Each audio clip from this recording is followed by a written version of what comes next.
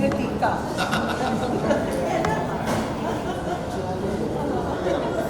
I knew these boys were going to be not sure.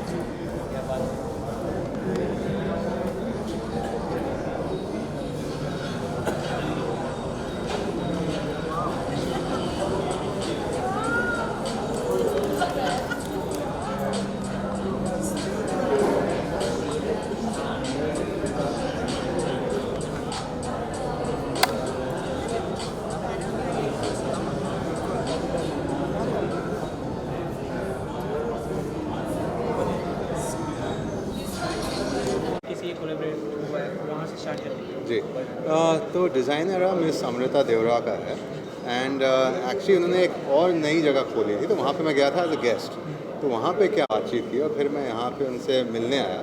हम लोग ने तय किया कि हम ये एग्जीबिशन करेंगे क्योंकि अगर आपने देखा है कि उनकी गैलरी पॉप आर्ट पे फोकस करती है और पॉप आर्ट हमारे देश में इतना फैला हुआ नहीं अभी तक तो और ख़ुद वो कहते हैं कि इंडिया की पहली पॉप आर्ट गैलरी है ये। और हमने भी सोचा कि हमारा जो आर्ट है जो हमारे आर्टिस्ट है या ये जो इमेजेस आप देख रहे हैं वो भी थोड़े ब्राइट है थोड़े एनर्जेटिक मतलब मेरे इमेजेस मेरे भाई के इमेजेस रियलिस्टिक है तो ये है मेरे पीछे। तो हमने सोचा कि हम क्या कर सकते हैं जो साथ में मतलब कुछ अलग हो एंड जो आर्टिस्ट जिनको हम रिप्रेजेंट करते हैं हाउस ऑफ क्रिएटिविटी में उनका काम मैं हमेशा चाहता हूँ कि उनका काम जितना हम लोग पहुँचा पाए दूसरों तक वो हम करना चाहते हैं। तो वही हुआ and then today here we are. क्योंकि देश में हमारे देश में इतने सारे आर्टिस्ट हैं और इतना टैलेंट है लेकिन उनको प्लेटफॉर्म नहीं मिलता है अपने एग्जीबिशन अपने काम को एग्जिबिट करने के लिए।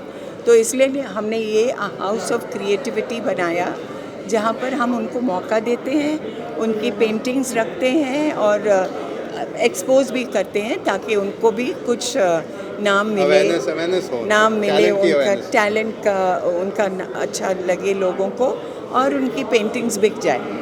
ये पेंटिंग देख के तो हमें काफ़ी ज़्यादा अच्छी है जी बट फिल्म मेकिंग के साथ साथ जिस तरीके से ये इतने पैशनेट हो कि ये भी करते तो वो आप और शत्रु सर ये चीज़ को कैसे देखते हो? एक्चुअली अगर देखा जाए तो पेंटिंग्स और एक्टिंग और ये सब तो क्रिएटिविटी है इन अ वे आर्ट ही है तो इसमें कोई फ़र्क हमको नहीं नज़र आया। और अगर हर चीज़ में अगर टैलेंट है तो अच्छी बात है उसको एक्सपोज होना चाहिए लोगों को एक्सपोज करना चाहिए। तो बच्चों ने सोचा मैं थोड़ा ऐड करना चाहूँगा जैसे कि अगर आपने फिल्मों के बारे में बात की एक फ़िल्म क्या होता है मतलब एक फ़िल्म क्या होती है एक फ़िल्म मूविंग फोटोग्राफ एक मूविंग इमेज उसको कहते हैं। ये जो फोटोग्राफ है ये स्टिल इमेजेस है और ये एक्चुअली एक फ़िल्म से ये इमेज है ये सेट पे लिया गया था। अगर आप पढ़ेंगे तो आपको पता चलेगा। तो हम लोग जिस चीज़ से प्रभावित हुए वो फिल्म ही है। बचपन से फिल्मों को देखना मतलब कि लाइटिंग को समझना कैमरा वर्क को समझना एंगल को समझना ये कहीं ना कहीं आप कह सकते हैं कि अपने आप अंदर बैठ जाता है। अगर आपने ध्यान दिया तो। हर कोई नहीं सीखता, हर कोई ध्यान नहीं देता, कुछ लोग सिर्फ देखते, दर्शक होके देखते। पर आई थिंक हम लोग पर इसका बहुत बड़ा असर हुआ बचपन से, एंड वही कारण है कि हो सकता है कि हम लोग फोटोग्राफी आ गए। बात करें सर आपके पिक्चर्स की, जिस तरीके से वो आपके भाई स्ट्रीट फोटोग्राफी करते हैं और आप फॉन्ट साइज समथिंग इसे ये डिफरेंस जानना चाहेंगे हम, आप इसमें क्यों और वो इसमें क्यों? नहीं, एक्चुअली डिफरेंस तो हर किसी का अपना स्टाइल होता है। मतलब मैं सिर्फ इस तरह की फ़ोटोग्राफी नहीं करता हूँ, मतलब मैं स्ट्रीट कम करता हूँ, बाकी लैंडस्केप हो या मतलब कुछ भी हो, मतलब कि आर्किटेक्चरल फोटोग्राफी, मैं हर चीज़ की फ़ोटोग्राफी करता हूँ कि मैं मानता हूँ कि आपको अपने आप को लिमिट नहीं करना चाहिए, क्रिएटिविटी की लिमिट नहीं होनी चाहिए। तो ऑफ कोर्स कुश का जो काम है, I would say it's more realistic, मतलब उससे लोग थोड़ा हो सकता है रिलेट और कर पाते हैं, क्योंकि अगर आप आम ज़िंदगी में आप कहीं पे चल रहे होंगे, आपने किसी को देख लिया तो आपके मन में भी वो बैठ जाता है। हो सकता है आप उसका फ़ोटो नहीं ले, पर आप भी याद रखेंगे कि वहाँ पे मैंने किसी को देखा चलते हुए कि वो मतलब उसकी चाल अलग थी या उसके कपड़े अलग थे। So I think that's what matters, कि जो आपको इंस्पायर करे, that is what is very important. और मुझे लगता है इन दोनों का जो है बहुत फ़र्क है। जैसे मेरा ये लव जो है, ये रियली लव ही है सबके लिए। हाँ, that's not wrong. हाँ, इसलिए सबसे पहले उसने देखो लव का फोटोग्राफ निकाला पहले, और कुछ जो है वो थोड़ा सोचता है, थोड़ा समझता है और फिर अपना बनाता है। मैं उदाहरण देता हूँ, कुछ इस बात से मतलब अग्री नहीं करेगा, पर मैं कहता हूँ कि अगर हम दोनों के बारे में कुछ कहा जाए तो मैं कमर्शियल फिल्म हूँ, वो थोड़ा मतलब कि कह सकते हैं इंटेलेक्चुअल फिल्म है। बात करें अगर आपके फोटोज़ की, तो शत्रुघ्न सर और मैम को सबसे ज़्यादा अच्छा फोटो कौन सा लगा? उन्होंने सब फोटो नहीं देखे, हमने सब नहीं देखे हैं। हजार मतलब कि पता नहीं कितने 10,000 से ऊपर फोटोग्राफ्स हो गए, मतलब कुछ क्लास तो और भी ज़्यादा हो। तो सब मुझे भी खुद याद नहीं कभी कि मैंने कितने लिए सब। ये पिक्चर के पीछे काफ़ी अच्छा थॉट प्रोसेस है, ऑफ कैमरा आपने मुझे एक्सप्लेन किया। जी। हमारे दर्शक जो देख रहे हैं उनको आप कुछ बताना चाहेंगे? जी, तो ये थीम जो था, पहले all are neon science, okay, all text based images है, नियॉन है। उसके बाद इसमें कहानी क्या है कि पहले प्यार होता है, लव, उसके बाद आपको कहीं ना कहीं एहसास होता है कि कहीं ना कहीं ये सपना था, ये सच नहीं था। फिर उसके बाद आप सोचते हो कि मुझे सच बोलना चाहिए, tell the truth and run, and then finally उसके बाद जो बॉन वॉयज होता है, वो मतलब कि आपने अलविदा करके आप निकल गए वहाँ से। So that was the whole theme behind these images, story behind these images. Even आपका और कुश सर का तो हिडन टैलेंट दिख गया। अगर सोनाक्षी की बात करें तो उनका ऐसा कोई हिडन टैलेंट नहीं, सोनाक्षी पेंटिंग का है, उनके वो पेंट सोनाक्षी करते भी हैं, बहुत अच्छी आर्टिस्ट है, बहुत अच्छी आर्टिस्ट। वो भी बहुत अच्छी पेंटिंग्स करती है, लेकिन उसकी मूड के ऊपर है। हाँ, क्योंकि सारा टाइम तो वो अपने काम में लगी रहती है, लेकिन जब वक्त मिलता है तो ज़रूर वो अपनी पेंटिंग कर लेती है।